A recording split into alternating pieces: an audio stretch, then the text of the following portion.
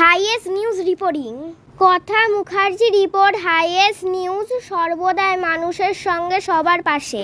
ইঞ্চিতে ইঞ্চিতে একটা ভোটও সিপিএমকে নয়, একটা ভোটও কংগ্রেসকে নয়, একটা ভোটও বিজেপিকে নয়, আর কোনো দলকে নেই।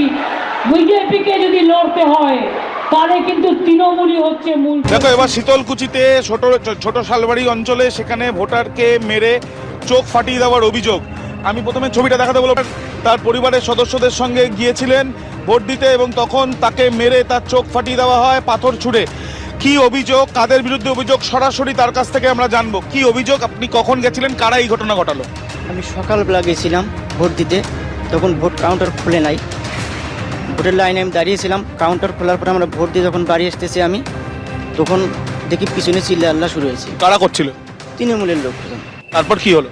আমি যখন আসতেছি তখন আমি রাস্তায় যখন চিল্লা আল্লাহ শুরু পিছন দিকে তাকাই, তখন পাথর সরাসরি শুরু, তখন দেখি ওই পাথরের ঢিল এসে আমার চোখে লাগছে। মানে তৃণমূলের লোকেরাই মাল? হ্যাঁ। তারপরে আপনাকে কি পুলিশ বা সেন্ট্রাল ফোর্স তারা হাসপাতালে নিয়ে গেল? না, নিয়ে যায় নাই। তারপরে ডাক্তার কি বলছে, এখন কি অবস্থা আপনার চোখে? এখন ডাক্তার বলছে যে চিকিৎসা করতে হবে, আবার তো এমনি ফার্স্ট এড দিয়েছে, আপনার চলে গেছে। সিপিএমকে নয়, আপনি কি একজন? একটা ভোটও কংগ্রেসকে নয়, একটা ভোটও বিজেপিকে নয়, আর কোনো দলকে নেই। বিজেপিকে যদি লড়তে হয় তাহলে কিন্তু তৃণমূলই হচ্ছে মূল শক্তি। কি মা বোনেরা,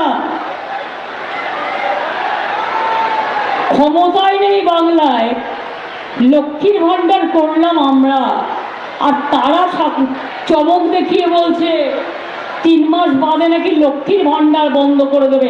আগে ওদের ভোটটা বন্ধ করে দিন। আপনারা লাইক, কমেন্ট, শেয়ার ও সাবস্ক্রাইব করে হাইয়েস্ট নিউজের পাশে থাকুন নতুন নতুন খবর পাওয়ার জন্য।